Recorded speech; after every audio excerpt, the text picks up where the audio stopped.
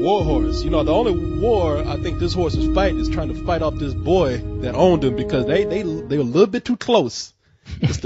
I won't even say the horse was close. I think that boy was just a little bit too close to this horse. They should have just cut out that whole beginning and just titled this Saving Private Horse, because, I mean, that's what eventually it became, that, and it also became Forced Horse. You're giving it too much, with all the goddamn encounters. You're giving it too much You are giving credit. it too much credit. I mean, I know it's a Spielberg movie that might have hints of his previous catalog, but It does, because that's all I could think about watching this damn movie. And everything I was worried about as far as that trailer trying to, like, force me into feeling something about this horse and every person that it counted was absolutely true. You know what? I laughed about that because I remember when we did the preview, we were all really trying to sell you on the fact that, no, Coach, you don't understand. This is based on a successful Broadway play. Which is based on a successful children's book as well. Oh, okay. Yeah. And when they've done all this innovative stuff and people love it and they come out crying and you got to give us a chance, man. This is going to be the movie of the year.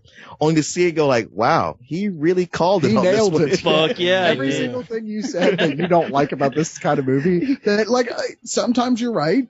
Sometimes he is. Yeah. He was absolutely right this time. Yeah. Even when I'm wrong, I'm right. All right? Yeah, but how could you not look at the trailer for this and realize the successful adaptations that it had behind it and think Spielberg taking this great story and making a movie? And we see the trailer and see all these great images of war and the majestic horse, and to get I'm what a we genius. get right here. See right through that shit. You just a guy that hates horses because you like, I wasn't no fucking movie about a horse. Yeah, but I love horses, and I think we come down the same at the end after seeing it. Yeah. I grew up around horses, so I'm like, oh man, I'm into this. Look at this. And 10 minutes into it, I was like, all right, enough of the horse. Yeah. That is a funny thing. I mean, this movie about the horse. This horse is special. And you kind of get tired of that horse after the first 15 minutes. You're like, well, what is so goddamn special about this horse? There ain't nothing It ain't special got a about it. horn. It ain't growing no wings. It can't talk. There's nothing special about this horse, and I'll tell you, I'll just get right to it. This horse seemed like a goddamn curse for everyone that it encountered. This horse killed more people than that goddamn war did. I'm serious. It is. People seemed like they had been real people, then maybe that would have felt like there was more emotional resonance to it. But as it was, I felt like I was reading a children's storybook that it was based on. You were right about that, co-host. I mean, and the story seems so epic, though, because the reason why you're saying so many people died is because this is the onset of World War I. I think this takes place, if not late 1913, right in 1914. And you have this kid, Albert Narracott, whose father, while he was out drunk and didn't know what the fuck he was doing, just like, I'm going to buy a fucking horse. And he bought a horse and brings it home. And his wife, played by Emily Watson, like, what the fuck is this? We got to pay rent. You're like, I don't know. Follow me home. Shut the fuck up. I love that because it starts out as when he's bidding on the horse. It's the little guy against the rich land baron. And fuck that guy. Stick it to the man. And then when she gets it home and she's like, you buy magic beans? Why did you do that? And he's got his hat in his hand like, I don't know. That long 20-minute scene where they're like, they're auctioning off that horse. I was like, okay, is this goddamn eBay the movie now? Like, this scene is going way too long. I know, it's funny because he's like, yeah, fuck the man. See the man. She got home and he's like, I'm fucked by this horse now. So, I mean. You're not sold on the idea. It was like, okay, so the guy put all this effort in getting this horse because he was drunk. Yeah, exactly. Basically kind of belligerent. So I hate that guy. Fuck him. But he comes home and he brings home the horse, and for no reason that's really explained, his son Albert, who's played by Jeremy Irvine in this movie, he sees his horse and like, oh, you're a beautiful creature, aren't you? Yeah, he's like, oh, you'll be my best friend now, won't you? I love you. And it's like, what is it about this horse that he likes so much? I mean, He's a brony or something. I don't know. A brony, yeah. I mean, from that little Irish village they're in, I got the impression that the horse was the only one who wasn't an alcoholic. Like, oh, horse, you won't beat me on Friday nights.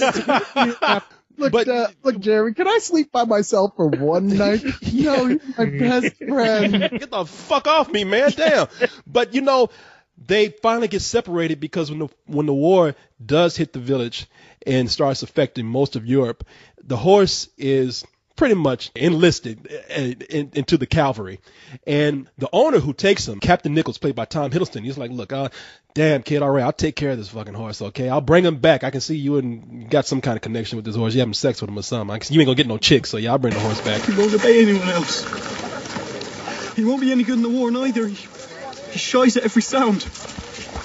I'm sorry. What Joe's going, I'm going too. I'm volunteering. I see. What's your name, lad? Albert, sir. And how old are you, 19, Albert? sir. Is that the truth? No, sir, but I look 19 and I'm bigger than most 19-year-olds and I'm strong, sir, and I'm not afraid of I anything. don't doubt your qualifications, Albert. But the law was very clear about the proper age for soldiering. And your father's done what he had to do, you know that. 30 guineas isn't nearly enough to purchase a horse as fine as your Joey. I know that. But it's all I've got. Will you lease him to me, Albert? To be my own mount? I promise you, man to man, that I'll look after him as closely as you've done. I'll respect him and all the care that you've taken with him. And if I can, I'll return him to your care. And I hate coming to the country with all the that horse is swatting away flies with his tail, and also that goddamn kid. Get off me. There's no centaurs on your property, are there? No, but when he takes the horse away, he tries to keep his promise, but he's killed. And because of that reason, the horse is traded from hand to hand. He's with the Germans. He's with the Brits. And you're right, co-host, everyone that seems to get a hold of this horse meets some misfortune, which is why he switched off from another owner. People either die or the military comes in and steals the horse along with the rest of your stuff. Other horses, even other horses that get associated with this horse, they die.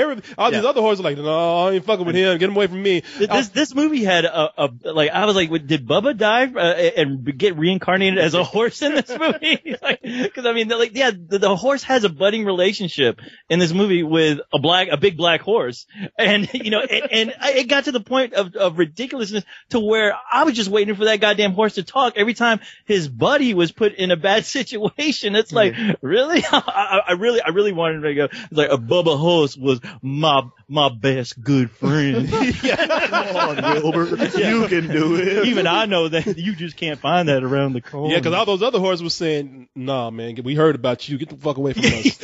You that war horse, ain't you?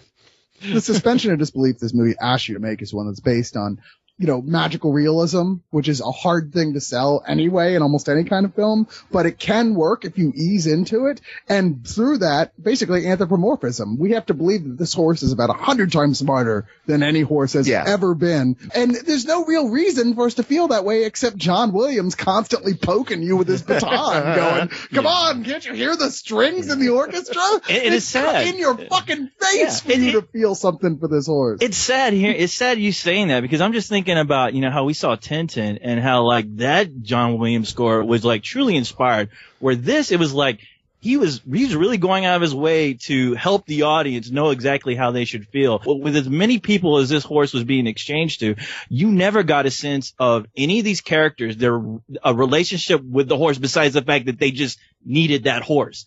You never got any kind of relationship between any of them. It's really an anthology of short stories based upon who this horse encounters. And these stories are so short that the characters in those vignettes you don't get a chance to make them characters. Therefore, you don't feel for them. And that doesn't gel well when you have Steven Spielberg, who, look, great director. I know, who am I to talk about Steven Spielberg? But Steven Spielberg has a fatal flaw in some of his movies of being too emotionally heavy-handed. And when you try to apply too much heavy-handed emotion to characters you don't know that well, much less care about, that's disastrous. It's a formula that doesn't work. Sentimental has to be organic above almost all things. It really does. If you're going to get that kind of treacly, then it's got to flow naturally. And this movie pulls out the fucking fire hose on you like you're in a prison movie. It starts spraying you down with feel good. I'm sorry. I just don't.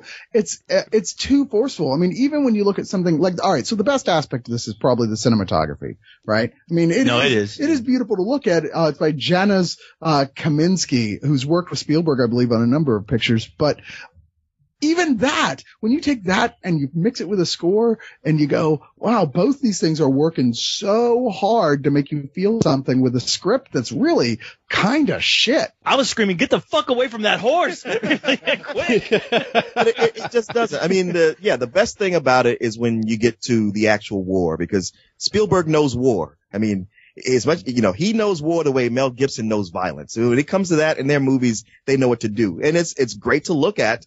And there is some emotional impact there. But again, this is a trend with a lot of movies this year where it's like, well, that's really cool, but it's too little, too late.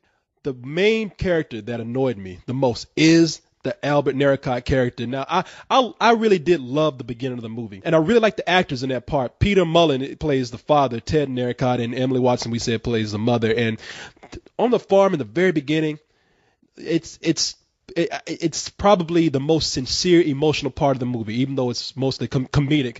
Now, the part where I got annoyed with the film, and I was seriously, I'm serious, I got creeped out, is with the kid Albert. I mean, because that kid was really fixated on this horse, because he would hug on this horse and he'd be like, I love you. And the horse's name is Joey. And he was like, I love you, Joey.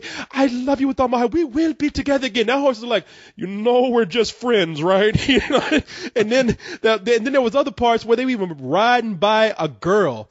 And that horse was like, look, that girl's giving you the eye. And it's like, no, I love you, Joey. And I was like, I'm going to ride you. Yeah, I'm going to ride you. I'm going to ride you to the sunset. And it's like, you are really putting it on thick with this character to where it is weird. No kid as good looking as this who has prospects would not be this much into a horse unless he was fucking his horse. Well, he's too old to be playing this. That's it. Yes. That's the biggest problem. You're like, this is a full grown man. Why is he freaking out on this horse this bad? And the whole movie relies on you buying it. Yeah. The whole movie. If you don't buy that right from the start, that relationship, the truth of it, the beauty, as it were, of it, then fuck the rest of the movie. Yeah. There's no point. You might as well get up and leave. If you were to remake E.T. with a 20-year-old Elliot, I mean, that shit ain't working. I'm sorry. It just doesn't work. Yeah, you're right, man. I mean, really, the movie, if they didn't want to like rely on the human beings too much because it was too heavy-handed in that area, then they should have made you feel something more for the horse. And the horse doesn't really even seem to give a shit, except when he's running from something. The horse doesn't really show any real emotion towards anything that's happening to it. I almost feel like, and this is me thinking about the movie that I would have liked to have seen, but I'm wondering if in this day and age, if they could have made a CG film that's not very cartoony, with sort of like what we have with Tintin, maybe a little more realistic, to where they could have anthropomorphized the horses a little bit more, realistic horses, but CG animated so that you could have seen more emotion and therefore show the story more through their eyes, because I found that more fascinating. The book was actually told through the horse's eyes, like the original children's book that this all started from. And that makes sense. They tried to adapt it as a movie that way for years and actually had given up until the stage play came along, which was what changed the concept so it wasn't that way. In fact, apparently it's pretty different from the book, as apparently the movie is pretty different from the play. I think we're dealing with a product of severely watered down at this point. Yeah, I mean, look, you either have the balls to tell it from the horse's point of view or give up, because the human characters just aren't that interesting. They aren't at all. And there's a complete loss of what the motivation is, because if the motivation is to root for the horse to get back to the kid who's not even a kid, who's a man, you can't go with that. And every time he got with some other person, it's like, okay, this could be interesting, except it's not. And I just want this movie to be over with. I'll just be straight up. And to me, it's just a rental, and maybe even a low rental. Yeah, there's that point about 40 minutes from the end where it goes, you know what, I think it's about time we finally showed you some spectacle, Spielberg style. And nobody knows how to film like, one of the world wars like Spielberg. Yeah. He's got a lot of experience at it already. And sure enough, the World War I trench sequences are really exciting. You're like, wow, where'd this come from? I'm awake. But it is too little, too late. And you fall right back asleep as soon as it's over. You're like, oh, really? That was it? God damn it. But you know what? Other than that, it's got aspects that are good. Like I said, I thought the cinematography is beautiful, even though it does feel like it's, carrying the script like a wounded man with the horses carrying it. John Williams on the other side, helping it limp along. But it is beautiful cinematography. There are points that just the shots take your breath away, but that's just not enough for a whole film. It's just a rental. Yeah. Yeah. It bears to mention that I know I keep harping on this kid and how he has freaky love for this horse, but this kid is in the military. He's like in the trenches and he's writing love letters to this horse. He doesn't even write. He's not. He's sitting there talking about, I got to get back to my horse, and everybody's like, man, I got a chick to get back to, not a fucking animal. It's really weird in that aspect, and it's painful to criticize, especially a Spielberg movie like this. I don't want to say too much what everybody else has been saying. Yes, the cinematography is great, but one of the things about Spielberg movies is that there's always one magnificent scene in there where you see Spielberg being the genius that he is, and there is one scene in here where a Brit that has to work with a German, and the thing they have in common is that they have to help Joey in a dangerous situation. And the dialogue and the way that dialogue is played out through them working together as they cut this horse out of barbed wire is truly incredible. And so, they're immediately killed right after. No, they're not. No, they're not. But no, they die of mysterious cause. You got war horse. That's death horse. Yeah, they fight each other who's going to have sex with the horse, because every male apparently who touches his horse is automatically turned on. This horse has some hell of endorphins coming out of his ass. But this movie is, you see scenes like that where that one scene where you see it being an incredible scene, and then you have to go in and say that the rest of the movie is just not up to par. It almost hurts to do that. So when I give this a rental, it's a very reluctant rental, because there's so much potential in a movie like this that is just wasted on Spielberg trying to tell you how to feel instead of genuinely let you feel. Right. And I'm with you. That one scene alone is like the one bright spot about this whole movie. It's the one part that the horse didn't fucking kill. But saying that though, it sucks because, how can you, I'm fighting it so much not to repeat exactly what everyone says. It's great cinematography. Right? But other than that, I'm giving it some bullshit because I'm sorry. You really hate horses. It was. I don't blame this movie was so goddamn forced. Even the end where they tried to have characters meet each other, like the ending. I don't know. I'm sure you guys know what I'm talking about. Yeah, when they have to, well, how forced and nonsensical it all. It was so, and for Spielberg to not look at that and go, okay, you know what? This is amateur hour at the Apollo. Well, why are we even why do we even keep the scene horse in the movie? Horse gets up there. Yo, black horses are like this. White horses like this. I didn't get to finish editing because the Sandman swept me out of the room. And co-host, I'm with you completely on that. I feel deceived by this movie. I wanted to see Saving Private Ryan with fucking horses. A cast of nothing but horses. Want to see horses storming the beach of Normandy, man. In the sequel, it'll be personal. In this one, the horse will actually pick up arms. He'll be in World War II picking up a bazooka and shooting the crowd. Is he going to put on a red bandana and go save our soldiers, our MIAs? That's the awesome. I don't know if you guys heard this, but he's actually going to star in the third Expendables movie along with Chuck Norris. And she stars. I read it just now.